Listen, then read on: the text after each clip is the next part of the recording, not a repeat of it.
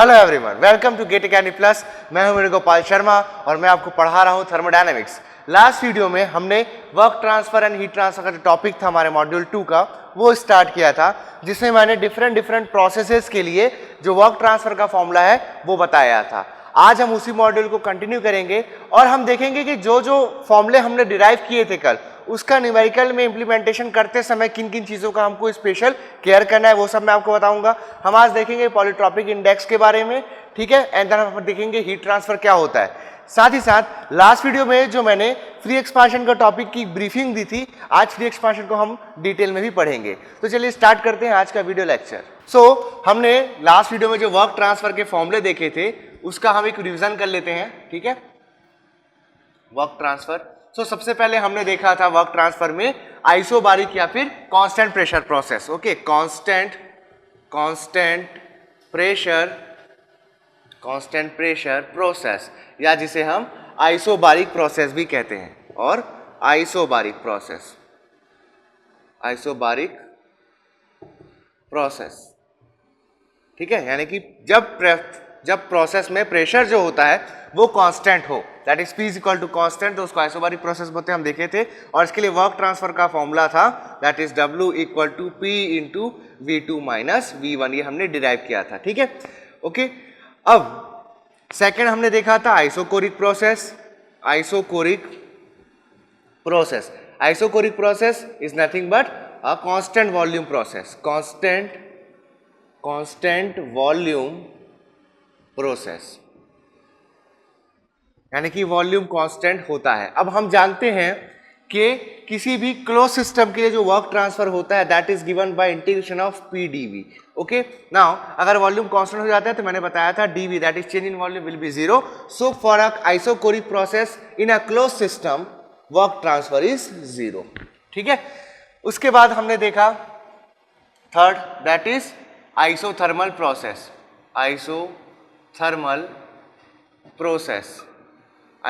Process हमने देखा, जिसके लिए हम जानते हैं टेम्परेचर कांस्टेंट होता है, तो उसके लिए रिलेशन लिखा जाता है एक PV इक्वल टू कांस्टेंट, ये इक्वेशन हमने देखा, ठीक है। इसके लिए फिर वर्क ट्रांसफर होता है W is equal to P1 V1 ln V2 by V1, ये हमने फॉर्मूला देखा था वर्क ट्रांसफर का for an isothermal process. Then हमने देखे थे polytropic process and adiabatic process, polytropic process and adiabatic process. Okay, polytropic process and adiabatic process. यहां पर ये याद रखना है कि ये जो एडियाबैटिक प्रोसेस की मैं बात कर रहा हूं that is a reversible adiabatic process. Okay, reversible adiabatic process है, ठीक। इसके लिए हम लोगों को पॉलीट्रॉपिक प्रोसेस के लिए वर्क मिला था P1 V1 minus P2 V2 upon n minus 1। हमने यहाँ देखा था कोई भी पॉलीट्रॉपिक प्रोसेस जो होता है वो PV raise to power n equal to constant, इस लॉ को फॉलो करता है।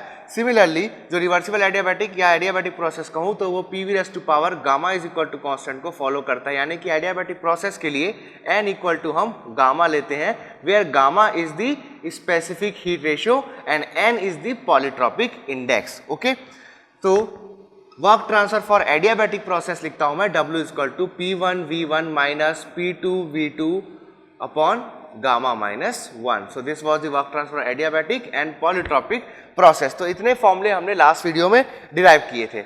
अब कुछ चीज़ों का मुझे यहाँ पर स्पेशल केयर करना है, ठीक है। जब न्यूमेरिकल सॉल्व करते हैं तो किसी भी स्टूडेंट को बेसिक प्रॉब्लम आती है जो यूनिट है, यूनिट्स होते हैं इनके, लाइक जूल्स में लेना है, किलो जूल्स में लेना है, मुझे पर किलो जूल पर केजी में लेना है, मुझे टेम्परेचर की यूनिट क्या रखनी है, इस तरह की चीज़ों में हमको बेसिक प्रॉब्लम्स आती है, खास करके जब हम फर्स्ट टाइम थर्मोडायनेमिक्स पढ़ते हैं, ठीक है। चाहे वो किसी भी स्टेज में हो, चाहे आप कॉलेज लाइफ में फर्स्ट टाइम उसको अच्छे से पढ़ रहे हो या कॉलेज के बाद या किसी भी कॉम्पिटिशन एग्जाम की तैयारी करने के लिए आप पढ़ रहे हो, ठीक है। इन एवरी केस ये चीज़ आपको फेस करनी पड़ती है जो कि यूनिट से रिलेटेड होती है, यूनिट्स के प्रॉब्लम से रिलेटेड होती है, ठीक है। तो चलिए उस चीज़ को हम आज डिस्कस करते हैं, ठीक। हम जानते हैं ये प्रेशर है, प्रेशर का SI यूनिट क्या है, ठीक। SI यूनिट की बात करते हैं अगर मैं, तो SI यूनिट्स में प्रेशर की यूनिट क्या है, तो प्रेशर की यूनिट हम लेते हैं न्यूटन पर मीटर स्क्वायर और जिसे कहा जाता है pascals. Okay, PA for pascals. Now question में, ठीक है, क्वेश्चन में हमको पास्कल्स में, किलो पास्कल्स में, बार्स में, ठीक है, पास्कल्स, किलो पास्कल्स और बार, जनरली इन 3 टर्म्स में हमको प्रेशर दिया गया होता है, ठीक है। Kilo pascal is nothing but 10⁻³ pascals, ठीक है। किलो, मेगा, गीगा, ये सारे हम जो प्रीफिक्स है जानते हैं। किलो का मतलब होता है 10⁻³, मेगा का मतलब होता है 10⁻6, गीगा का मतलब होता है 10⁻9, तो उसमें कोई वहां उतना हमको वरी करने की बात नहीं है। लेकिन जब बार में गया होता है प्रेशर, तो बार का और पास्कल का कन्वर्जन क्या होता है वो देखते हैं। सो 1 बार इज इक्वल टू होता है 10⁻5 पास्कल्स, और वी कैन से न्यूटन पर मीटर स्क्वायर, ठीक है, न्यूटन पर मीटर स्क्वायर। अब यहां पर हम जानते हैं work is a form of energy, work is a form of energy. तो वर्क का जो वैल्यू होगा, ठीक है, उसको हम, उसकी यूनिट क्या होगी, उसकी यूनिट होगी जूल्स में, ठीक है, जूल्स में। Joule is nothing but newton metre, newton metre को ही हम जूल बोलते हैं, ठीक है। नाउ जूल यहाँ पर हो गया इसका यूनिट। अब जूल के आगे भी प्रीफिक्स लग सकते हैं, लाइक किलो जूल लग सकता है, मेगा जूल लग सकता है। अगर हमको पर केजी ऑफ मास के लिए वर्क ट्रांसफर पूछे, तो उस केस में जो वर्क ट्रांसफर है उसको हम जूल पर केजी या फिर किलो जूल पर केजी के टर्म्स में हम उसको लिखते हैं। तो कब इस तरह से हमको प्रोसीड करना है वो चलिए देखते हैं। तो प्रेशर का फर्स्ट ऑफ ऑल हमने देख लिया, प्रेशर का कन्वर्जन ये होता है। अब सिंपल हमको याद रखना है, अगर मुझे वर्क किलो जूल में लिखना है तो इस जगह ध्यान दीजिए, इस जगह ध्यान ये देना है कि newton metre that is equal to joule. अगर मैं न्यूटन की जगह किलो न्यूटन लूंगा तो kilo newton metre will be equal to kilo joule, ठीक है। Newton metre gives us joule. ये बहुत ही फंडामेंटल चीजें हैं, ठीक है, जिसपे अक्सर हम लोग केयर नहीं करते और बाद में हम लोगों को यूनिट बेस्ड प्रॉब्लम होती है, ठीक है। So newton metre equal to joule होता है। तो अगर मैं यहाँ किलो न्यूटन ले लूंगा, किलो न्यूटन मीटर, तो that will B kilo joule, kilo joule, okay, ठीक है। सो यहां पर बेसिकली क्या हो रहा है, यहां पर जो फोर्स की यूनिट थी वो न्यूटन से की जगह क्या आ गई, किलो न्यूटन आ गई। तो अब अगर मुझे वर्क ट्रांसफर, ठीक है, किलो जूल में चाहिए होगा तो मुझे क्या करना पड़ेगा। अगर किसी भी एक फॉर्मूला को देखता हूं, सपोज मैं आइसोबारिक प्रोसेस की बात करूं, P इक्वल टू कांस्टेंट की बात करूं, तो W होता है P into V2 minus V1, okay, P into V2 minus V1 होता है। तो हम देख रहे हैं यहाँ पर प्रेशर की यूनिट पास्कल हो सकती है, बार हो सकती है, और मैंने बताया किलो पास्कल में भी क्वेश्चंस में गिवन हो सकता है। पास्कल्स यानी कि न्यूटन पर मीटर स्क्वायर। बार का मैंने कन्वर्जन बता दिया, 1 बार इक्वल टू 10⁻5 पास्कल और न्यूटन पर मीटर स्क्वायर, यानी कि बेसिकली बार को भी मैं न्यूटन पर मीटर स्क्वायर में लिख सकता हूं। तो अगर मुझे वर्क किलो जूल में चाहिए होगा तो जो भी प्रेशर का यूनिट है उसमें जो फोर्स का जो टर्म है, दैट इज न्यूटन वाला जो टर्म है, उसके आगे किलो प्रीफिक्स होना चाहिए, ठीक है। सो यहां पर अगर प्रेशर किलो पास्कल में है, किलो पास्कल्स में है, तो वर्क हमेशा किस में मिलेगा, किलो जूल मिलेगा।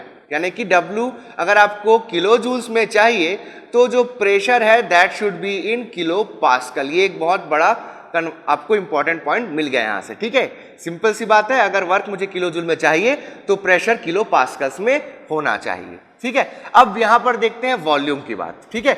Volume that is V। V को अगर मैं मास से डिवाइड कर देता हूं तो दिस बिकम्स स्मॉल v, जिसको बोलते हैं स्पेसिफिक वॉल्यूम, स्पेसिफिक वॉल्यूम बोलते हैं इसको, ठीक है। अब ये स्पेसिफिक वॉल्यूम का यूनिट क्या होगा, that is metre cube per kg, okay. इसका यूनिट होगा स्पेसिफिक वॉल्यूम का मीटर क्यूब पर केजी। अब इस फॉर्मूले की बात करता हूं मैं, W equal to P into V2 minus V1, this is change in volume. तो इसका यूनिट क्या हो सकता है, इसका भी मीटर क्यूब या फिर मीटर क्यूब पर केजी हो सकता है। अब प्रेशर की यूनिट भी मैंने जैसे कि बताया पास्कल या फिर किलो पास्कल हो सकती है। अगर प्रेशर इस पर्टिकुलर केस में पास्कल में हो और वॉल्यूम, जो वॉल्यूम है वो मीटर क्यूब में हो, तो वर्क मिलेगा हम लोगों को जूल्स में। अगर प्रेशर किलो पास्कल में हो, वॉल्यूम आपके मीटर क्यूब में हो, तो वर्क मिलेगा आपको किलो जूल्स में, क्योंकि प्रेशर किलो पास्कल में है तो वर्क किलो जूल मिलेगा। सिमिलरली अगर ये सब तो ठीक है, प्रेशर सारे पास्कल या किलो पास्कल, लेकिन जो वॉल्यूम है वो स्पेसिफिक वॉल्यूम हो, यानी कि मीटर क्यूब पर केजी हो, तो उस केस में वर्क आपको किलो जूल पर केजी और जूल पर केजी में मिलेगा, ठीक है, ये बहुत सिंपल फंडा है। ये जो हम लोग का फंडामेंटल हमने डिराइव किया, ये जो हमने समझा, ये हर एक फॉर्मूले में इंप्लीमेंट हो सकता है। ठीक है, चाहे वो आइसोथर्मल प्रोसेस हो, चाहे वो पॉलीट्रॉपिक प्रोसेस हो। अगर यहां पर आप V की जगह वॉल्यूम ना रख के स्पेसिफिक वॉल्यूम रखोगे तो यहां से जो वर्क डन मुझे मिलेगा वो आपका मिलेगा किलो जूल पर केजी या फिर जूल पर केजी में, depends on the unit of pressure. ठीक है, उसके बाद अब देखिए इस फॉर्मूले में हम लोग जो हमने पॉलीट्रॉपिक प्रोसेस का फॉर्मूला देखा है, that is W equal to P1V1 minus P2V2 upon n-1। इसको और किस तरह से लिख सकते हैं ये देखते हैं। ठीक है, ये भी न्यूमेरिकल्स में हमको बहुत काम आता है। तो चलिए हम जानते हैं फॉर एन आइडियल गैस,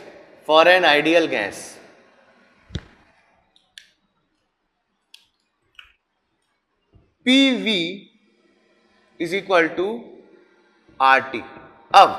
अब ये यहां ये देखना है कि ये इक्वेशन में प्रेशर, वॉल्यूम एंड टेम्परेचर क्या क्या है। देखिए प्रेशर यहां पर आपका अगर किलो पास्कल में है, ध्यान दीजिए इस इक्वेशन से हमको बहुत हेल्प मिलेगी। इस इक्वेशन का बहुत ज्यादा यूज किया जाता है न्यूमेरिकल सॉल्व करने में, इसलिए मैं यहां पर आपको ये जो इक्वेशन है आइडियल गैस इक्वेशन, इसको डिस्कस कर रहा हूं। यहां ध्यान देना है, अगर ये किलो पास्कल में है तो इसके करस्पॉन्डिंग R की यूनिट होनी चाहिए। ठीक है, R that is characteristic gas constant, R होता है characteristic gas constant and it is given as R not upon mu. Okay, where R not is the universal gas constant, universal gas constant and mu is the atomic mass. Okay, this is atomic mass. Now यहां पर R not की जो unit है that is in kilo joule per kilo mole kelvin, ये होती है। और इसकी वैल्यू होती है R नॉट की 8.314 kilo joule per kilo mole kelvin, ये R नॉट की वैल्यू होती है। R नॉट की वैल्यू आप यहां पुट कर दो, जो भी आपकी गैस है उसके एटॉमिक मास से इसको डिवाइड कर दो, तो उस पर्टिकुलर गैस के लिए आपको कैरेक्टरिस्टिक गैस कांस्टेंट मिल जाता है, ये हम देख चुके हैं। ठीक है, सो अगर यहां पर प्रेशर किलो पास्कल में हो, यानी कि प्रीफिक्स किलो यूज हो रहा है, तो यहां R की वैल्यू में भी प्रीफिक्स दैट इज किलो वो यूज होगा। ठीक है, उसके बाद R की वैल्यू निकालने के लिए जैसे मैंने बताया R नॉट और म्यू को मुझे डिवाइड करना है, तो R की जो यूनिट होती है that is kilo joule per kg kelvin. Kilo joule per kg kelvin में कब यूज करूंगा? Kilo joule per kg kelvin में तब यूज करूंगा जब प्रेशर किलो पास्कल, अगर प्रेशर पास्कल्स में गिवन होगा, अगर प्रेशर पास्कल्स में गिवन होगा तो कैरेक्टरिस्टिक गैस कांस्टेंट आपको जूल पर केजी केल्विन में पुट करना पड़ेगा। अगर प्रेशर किलो पास्कल में होगा, ठीक है, तो उस केस में आपको कैरेक्टरिस्टिक गैस कांस्टेंट R की वैल्यू को kilo joule per kg kelvin में पुट करना होगा। सो नेक्स्ट हमको इंपॉर्टेंट चीज देखनी, दैट इज टेम्परेचर। टेम्परेचर की जो यूनिट रखनी है यहाँ पर हम लोगों को, वो हमेशा होगी केल्विन में। ठीक है, क्यों? क्योंकि हम देख रहे हैं जो R की यूनिट है that is kilo joule per kg kelvin. Okay, so यहाँ पर जो टेम्परेचर होगा that should be in kelvin. अब क्वेश्चन में कई बार ये होगा आपके साथ कि जो टेम्परेचर आपको गिवन है वो सारे डिग्री सेल्सियस में गिवन होंगे, तो अगर आपको टेम्परेचर डिग्री सेल्सियस में अगर गिवन है, डिग्री सेल्सियस में, तो इसको कैसे कन्वर्ट करेंगे? केल्विन में, ये देखते हैं। ठीक है, तो टेम्परेचर अगर आपको केल्विन में निकालना है तो क्या करना है आपको? टेम्परेचर इन डिग्री सेल्सियस, जो भी आपको वैल्यू गिवन है डिग्री सेल्सियस में, उसमें 273 ऐड कर देंगे। 273 ऐड करने पर in the temperature given in degree Celsius आपको मिल जाएगा टेम्परेचर इन केल्विन। ओके, वैसे तो एग्जैक्ट वैल्यू जो होती है वो 273.15 होती है, लेकिन हम लोग कैलकुलेशन करने के लिए नॉर्मली हम 273 हम लोग उसमें ऐड करते हैं, तो हमको डिग्री सेल्सियस से हमको केल्विन में टेम्परेचर जो है वो मिल जाता है। ठीक है, सो इतनी चीज़ों का आप लोगों को इसमें ध्यान रखना है। अब इसके बाद नेक्स्ट है आपका ये वॉल्यूम। अब देखिए इस इक्वेशन को अगर आप ध्यान से देखेंगे जो मैंने लिखा है, तो मैंने लिखा है PV equal to RT। PV equal to RT और सेकंड लिख सकते हैं PV इक्वल टू MRT। तो चलिए इसको देखते हैं। ठीक है, PV इक्वल टू RT, ये इक्वेशन अगर कभी आपको किसी भी न्यूमेरिकल में अगर गिवन हो तो इस केस में सिंपल सी बात है कि इस केस में ये जो वॉल्यूम है दैट इज स्पेसिफिक वॉल्यूम, यानी कि ये है मीटर क्यूब पर केजी में, ठीक है। सो अगर पीवी इक्वल टू आरटी लिखता हूं तो यहां पर सिंपल आपका जो आइडियल गैस इक्वेशन है वो तीन चीजों को रिलेट कर रहा है, that is pressure, specific volume and temperature, ठीक है। अगर यहां वॉल्यूम मीटर क्यूब में है तो डेफिनेटली मैं लिखूंगा इसको PV equal to M R T, ठीक है।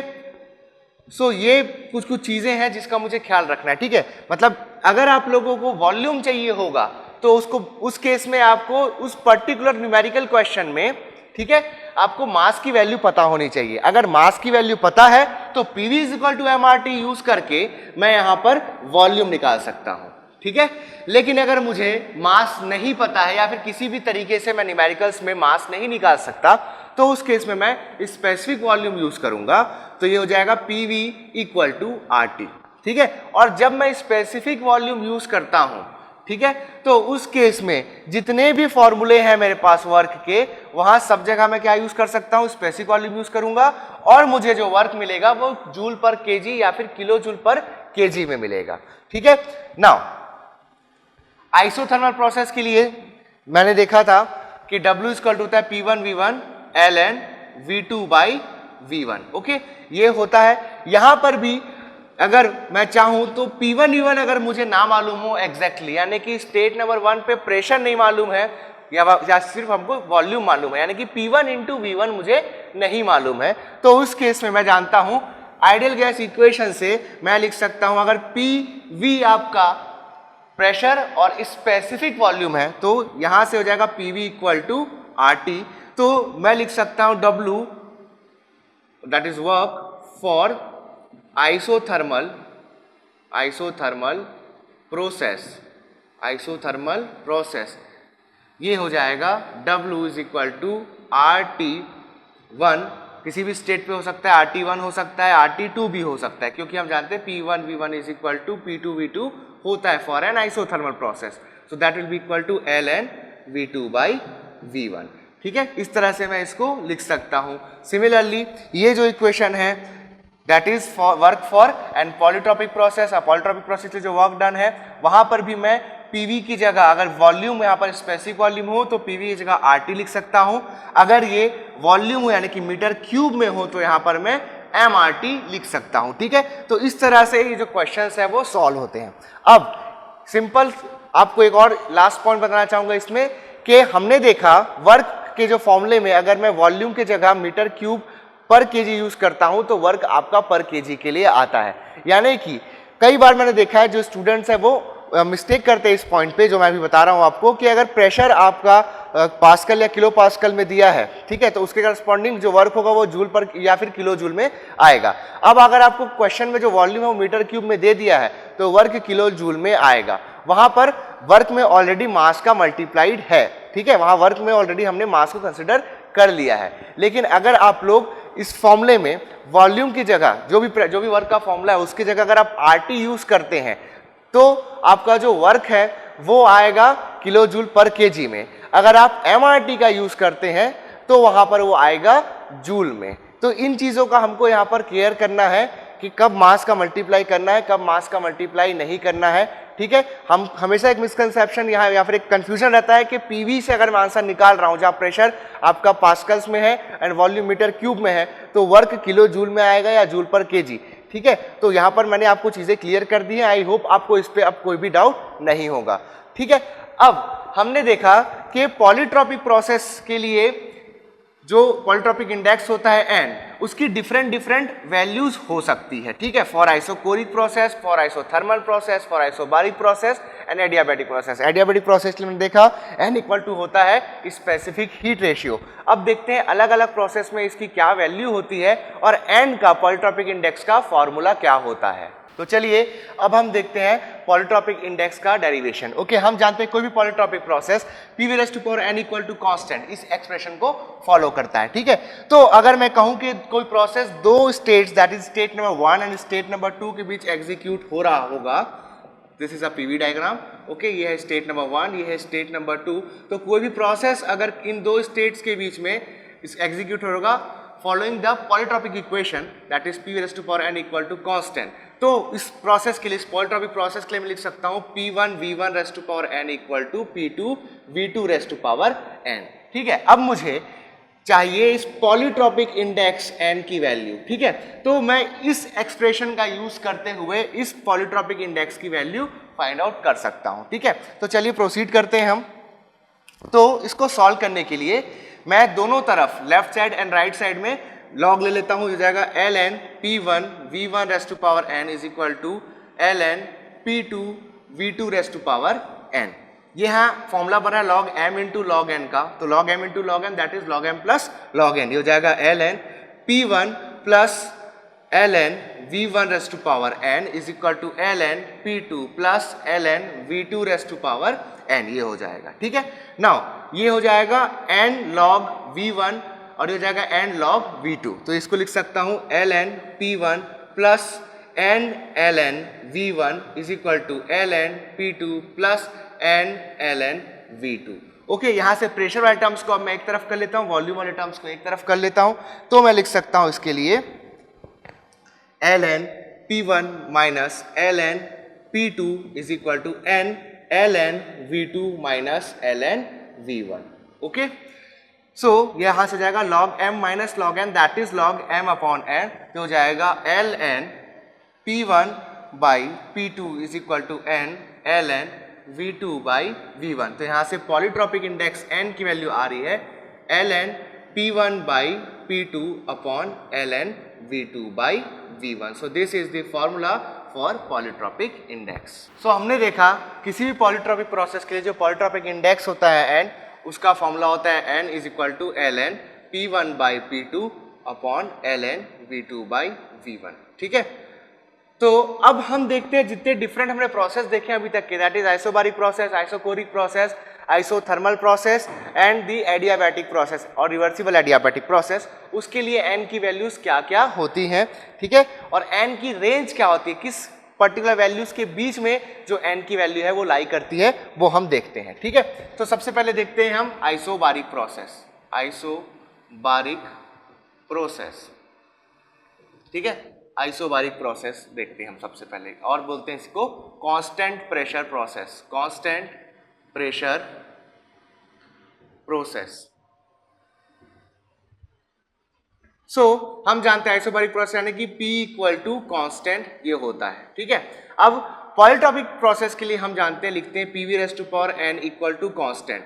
ठीक है, यहां से मैं देख सकता हूं कि अगर n की वैल्यू 0 हो, अगर n की वैल्यू 0 हो तो ये हो जाएगा P into V raise to power 0 equals to constant. V raise to power 0 that is 1, तो यहां से मिलेगा मुझे P equal to constant. So for a constant pressure और आइसोबारिक प्रोसेस मैं लिख सकता हूं n इक्वल टू 0 होता है। पॉलीट्रॉपिक इंडेक्स की वैल्यू 0 होती है फॉर अ आइसोबारिक प्रोसेस। ठीक है, इसको दूसरे तरीके से भी हम देख सकते हैं।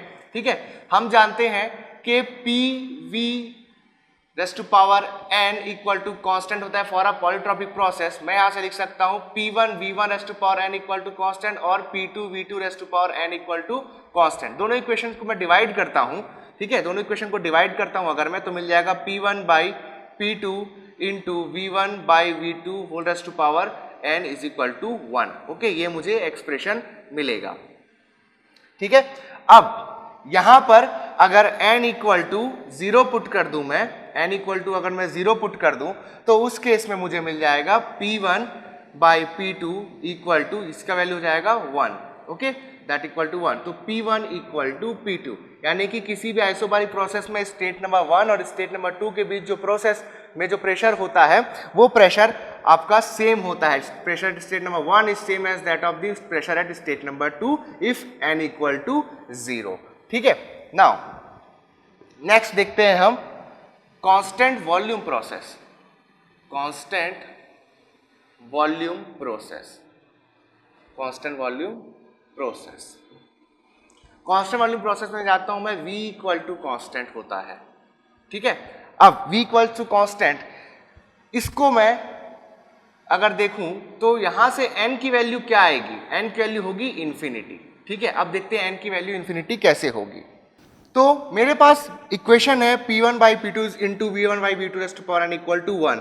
इसका मैं अगर रूट ले लूँ तो मैं लिख सकता हूँ nth रूट अगर ले लूँ तो nth रूट लेने पे आ जाएगा nth root of p1 by p2 into nth root of v1 by v2 raise to power n is equal to nth root of 1. Okay, nth root of 1 तो 1 ही होगा. इसको लिख सकता हूं मैं p1 by p2 raise to power 1 by n और ये हो जाएगा v1 by v2. Okay, now इस इक्वेशन में अगर मैं n equal to infinity put कर दूं, n की जगह अगर मैं इन्फिनिटी पुट कर दूं तो 1 बाई इन्फिनिटी होता है 0. ठीक है, 1 बाई इन्फिनिटी होता है 0. तो यहां से ये हो जाएगा p1 by p2 raise to power 0. Okay, into v1 by v2 is equal to 1. तो यहां से इसकी वैल्यू मिल जाएगी 1, तो यहां से आएगा v1 इक्वल टू v2. यानी कि अगर polytropic index n equal to infinity हो so that represent an isochoric process. तो ठीक है, तो यहां से हमको दो वैल्यूज मिल गई. For isobaric process n equal to होता है 0 एंड फॉर आइसोकोरिक प्रोसेस होता है n इक्वल टू इन्फिनिटी. ठीक है, नाउ नेक्स्ट देखते हैं हम third process, that is an isothermal process. Isothermal process, isothermal process हम देखते हैं. तो यहां लिखता हूं मैं PV equal to constant. So PV equal to constant मैं जानता हूं गवर्निंग इक्वेशन है फॉर एन आइसोथर्मल प्रोसेस. अब इसको मैं कंपेयर करता हूं PV raised to power n equal to constant से, that is law for a polytropic process. तो मैं देख सकता हूं यहां पर n की वैल्यू है 1. सो n इक्वल टू 1 रिप्रेजेंट करता है एक आइसोथर्मल प्रोसेस. ठीक है, अब इस इक्वेशन पे थोड़ा सा हम और डिस्कस करते हैं, that is PV equal to constant. PV equal to constant जो है that is an hyperbolic equation, a hyperbolic equation. ठीक है, so for ideal gas this hyperbolic equation represent a isothermal process. किसी भी आइडियल गैस के लिए या फिर किसी भी गैस की बात करूं, मैं मोनोएटॉमिक डायटॉमिक गैसेस की बात करूं जो कि ऑलमोस्ट जो आइडियल गैस होता है उसके जैसा बिहेवियर देती हैं, तो उस केस के लिए ये जो हाइपरबोलिक इक्वेशन है PV equal to constant, this represent an isothermal process. But अगर मैं सब्सटेंस को चेंज कर दूं, ठीक है, यानी कि मैं गैस की जगह ले लूं, गैस की जगह मैं क्या ले लूं, मैं ले लूं प्योर सब्सटेंस. ठीक है, प्योर सब्सटेंस. प्योर सब्सटेंस मैं पहले की वीडियो में डिस्कस कर चुका हूं, दैट इज ऐसा सब्सटेंस जिसका through out the given quantity जो फेज हो वो सेम हो. ठीक है, और उसका केमिकल कंपोजिशन होमोजीनियस हो थ्रू आउट द वॉल्यूम. ठीक, तो ऐसे सब्सटेंस को मैं प्योर सब्सटेंस बोलता हूं.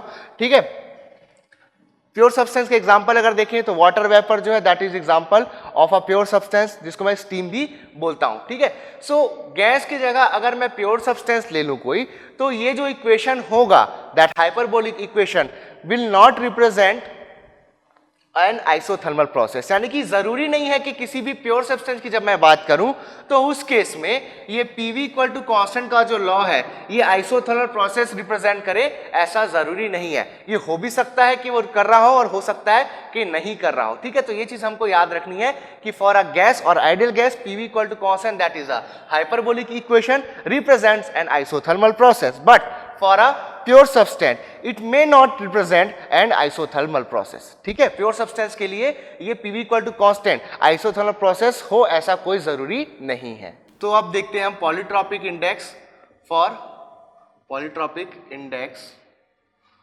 For reversible adiabatic process.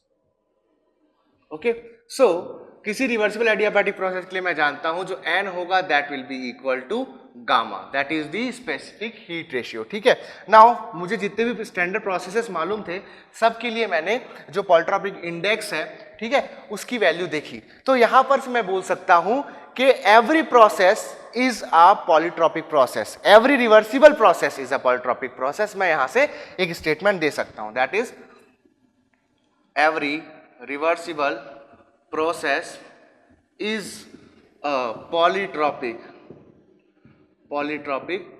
process. ठीक है, बट हर एक रिवर्सिबल प्रोसेस के लिए इस इंडेक्स की जो वैल्यू होगी वो डिफरेंट होगी. So every reversible process is a polytropic process with different values of polytropic index. Polytropic index, बस उनके लिए जो पॉलीट्रॉपिक इंडेक्स की वैल्यूज जो है वो डिफरेंट होगी. तो क्या क्या इसकी वैल्यूज हो सकती हैं, तो हमको याद रखना है जो पॉलीट्रॉपिक इंडेक्स है उसकी वैल्यू होती है -∞ से प्लस इन्फिनिटी के बीच में। So n is greater than equal to minus infinity and less than equal to plus infinity. ठीक है, ये इसका रेंज होता है पॉलीट्रॉपिक इंडेक्स का। तो चलिए अब n की जो वैल्यूज है उसको हम पीवी डायग्राम में प्लॉट करके देखते हैं। सो चलिए स्टार्ट करते हैं हम वैल्यूज को प्लॉट करना पीवी डायग्राम पे। ठीक है, हमने सबसे पहले देखा था आइसोबारिक प्रोसेस। आइसोबारिक प्रोसेस में हमने देखा था कि pressure at state number 1 was equal to pressure at state number 2। तो किसी पर्टिकुलर प्रेशर की बात करूं तो ये है कोई पर्टिकुलर प्रेशर।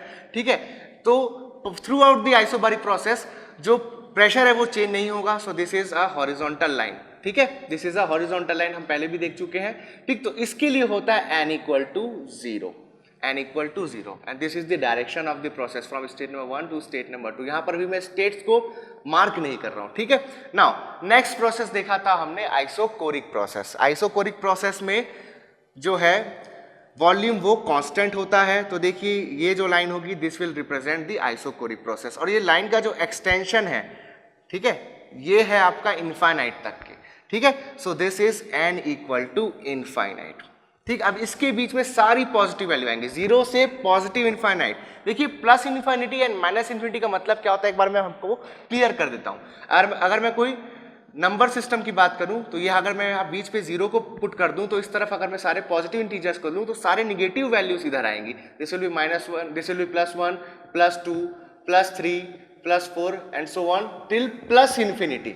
वैसे इस तरफ आएगा -1, -2, -3 टिल माइनस इन्फिनिटी।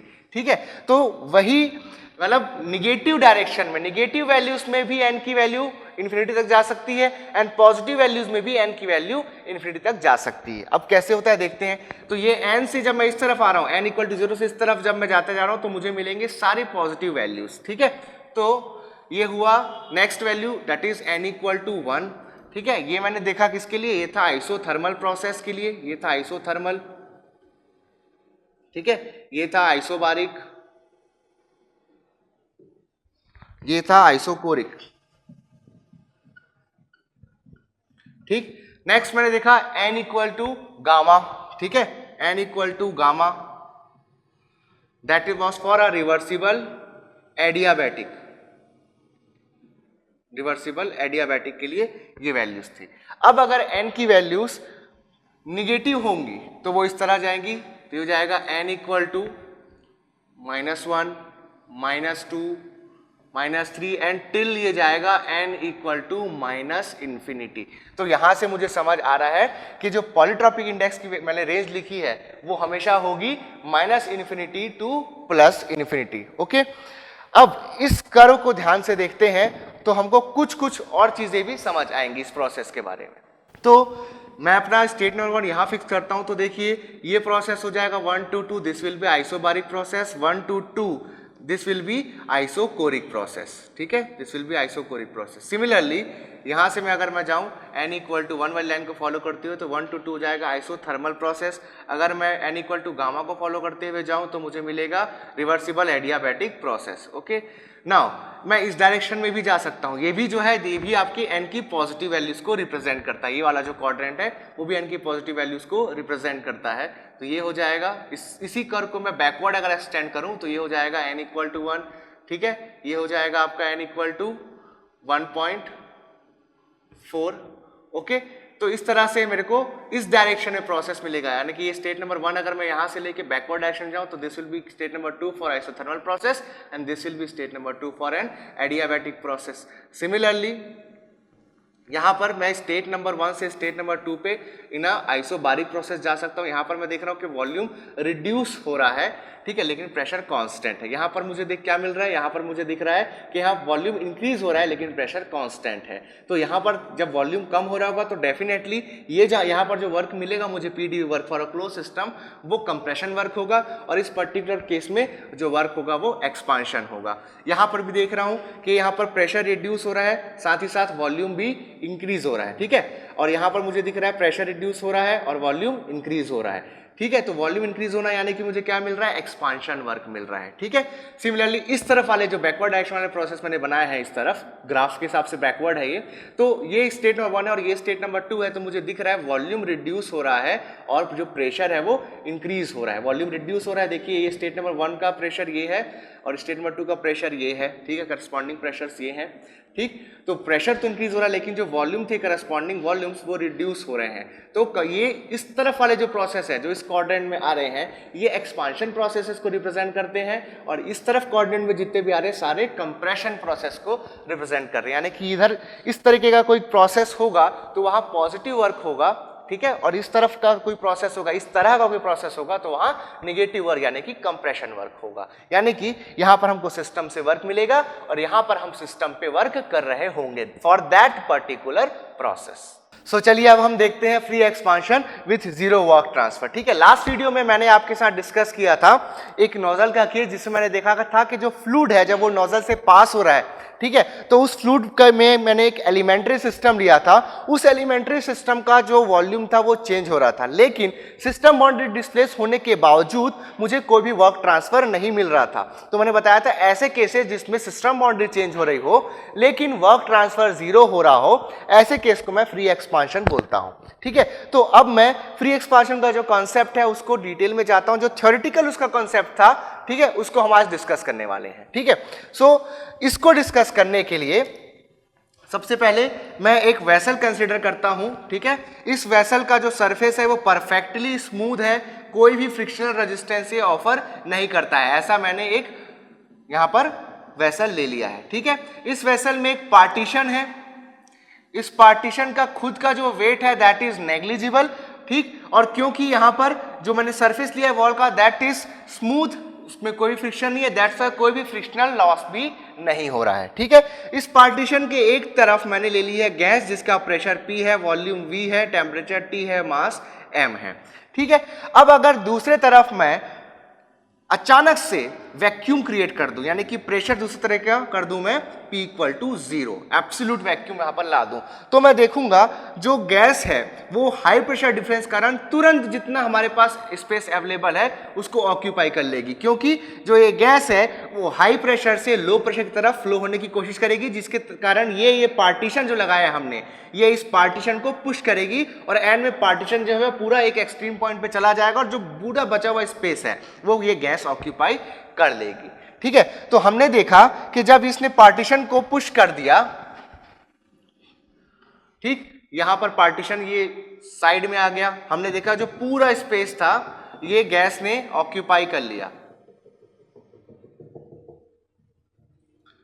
तो इस केस में पहले जो सिस्टम का वॉल्यूम था, लेट अस से this V was the volume of the system, वो चेंज हो गया, वो इंक्रीज हो गया। अब जितना पूरा वेसल का वॉल्यूम है वो बन गया गैस का वॉल्यूम, यानी कि बेसिकली यहां पर एक्सपांशन हमको मिला। तो वर्क भी मिलना चाहिए था लेकिन वर्क नहीं मिला, ठीक है। वर्क क्यों नहीं मिला? क्योंकि मैं जानता हूं वर्क जो है that is a transfer phenomena, that is a boundary phenomena. Work का पता तब चलता है या वर्क हमको सिर्फ तब मिलता है जब सिस्टम का जो डिस्प्लेसमेंट है वो सिस्टम की बाउंड्री को क्रॉस करे।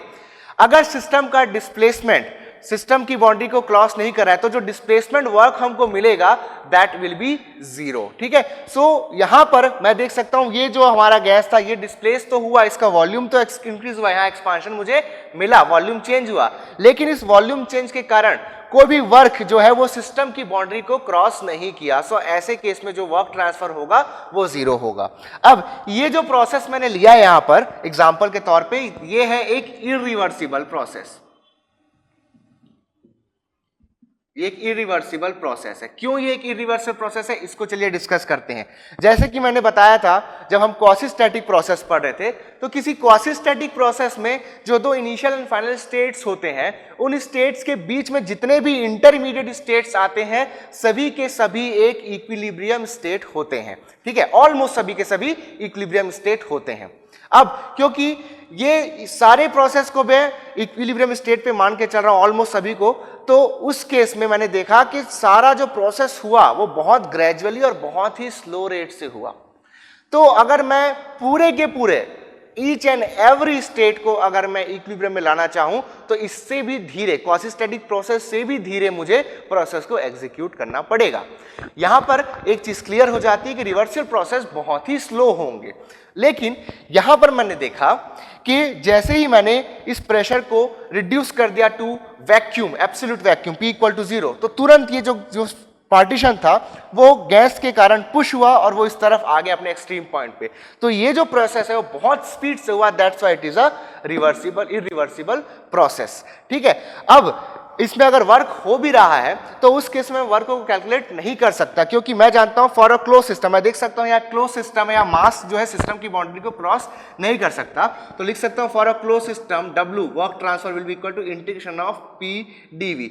ये मैं यहां पर नहीं लगा सकता, क्यों? क्योंकि ये प्रोसेस जो है वो इरिवर्सिबल प्रोसेस है।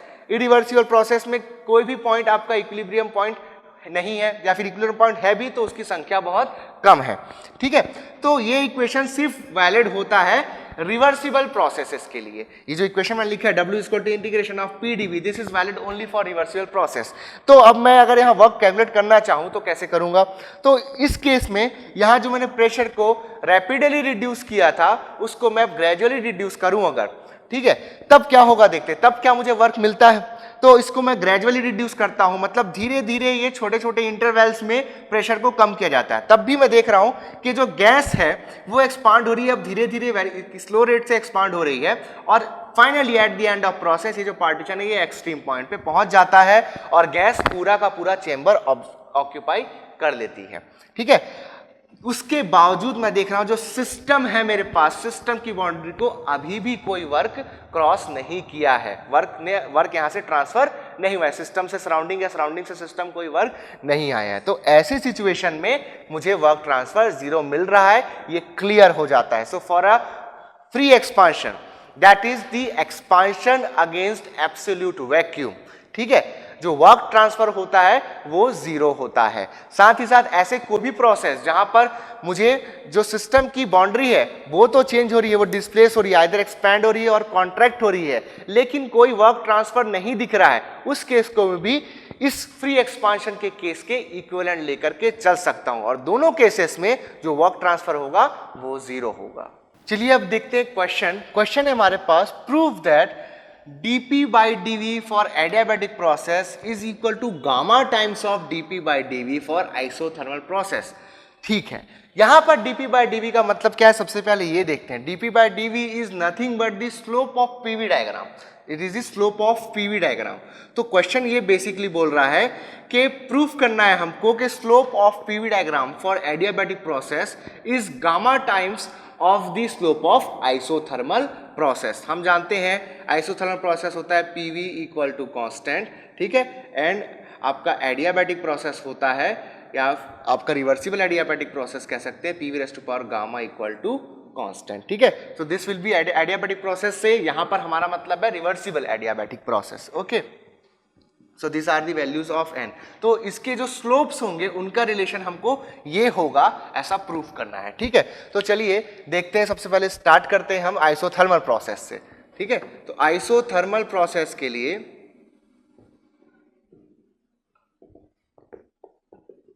मैं जानता हूं होता है PV इक्वल टू कॉन्स्टेंट, तो यहां से मैं इसको डिफरेंशियल फॉर्म में लिख सकता हूं, P into dV plus V into dP is equal to 0, ये लिख सकता हूं। तो यहां से हो जाएगा P dV is equal to minus V dP, तो यहां से हो जाएगा dP by dV is equal to minus P by V। Okay, so this is the slope of PV diagram for isothermal process, this is the slope of PV diagram for and isothermal process, isothermal process। now अब निकालते हैं हम slope for an adiabatic process. Adiabatic process के लिखता हूं मैं PV raise to power gamma is equal to constant, इसको differential form में लिख सकता हूं, P इंटू इसका डिफरेंशियल हो जाएगा gamma into V raise to power gamma minus 1 into dV plus V raise to power gamma into dP is equal to 0। तो यहां से लिख सकता हूं मैं P into gamma into V raise to power gamma minus 1 into dV is equal to minus V raise to power gamma into dP। तो यहाँ से लिख सकता हूँ dP by dV is equal to हो जाएगा minus P into gamma into V raise to power gamma minus 1 upon V raise to power gamma. Okay, यहाँ से आ जाएगा dP by dV is equal to, ये इसको सॉल्व करेंगे तो आ जाएगा minus P into gamma into V raise to power -1। Okay, so ये हो जाएगा dp by D V is equal to minus P by V into gamma. अब हम जानते हैं p by V that is minus p by V was the slope of the PV diagram for an isothermal process. Okay, minus P by V was slope for isothermal process. तो यहाँ से लिख सकता हूँ dP by dV for reversible adiabatic or adiabatic is equal to gamma times of dP by dV for isothermal process. Okay तो ये relationship एक बहुत इंपॉर्टेंट रिलेशनशिप है जिसको आप याद रख सकते हैं। आगे जाकर के किसी भी गेट के एग्जाम में या एसएससी के एग्जाम में ये चीज़ें आपको पूछ सकती है। This is a very important point. So आज का टॉपिक यहाँ पर कवर होता है, ठीक है। आई होप आपको सारे जो डाउट्स हैं वो क्लियर हुए होंगे। आप जो मैंने आपको चीज़ें बताई हैं जो आपको न्यूमेरिकल सॉल्व करते समय क्लियर करनी, वो आप ध्यान रखेंगे और न्यूमेरिकल्स को सही तरीके से अप्रोच करेंगे। अगर आपको कोई भी डाउट है अभी तक, ठीक है, तो आप नीचे कमेंट सेक्शन में अपने डाउट्स डाल सकते हैं। हम कोशिश करेंगे कि मीन टाइम में आपके डाउट्स को रिजॉल्व कर दिया जाए। अगर आप हमारा ये वीडियो पहली बार देख रहे हैं तो हमारे चैनल को सब्सक्राइब करना ना भूलिए और नीचे बने बेल आइकन को जरूर दबाइए ताकि हमारे लेटेस्ट अपडेट्स आपको टाइम टू टाइम मिलते रहें। मेरे और मेरे गेट अकेडमी प्लस टीम की तरफ से आप सभी को थैंक यू।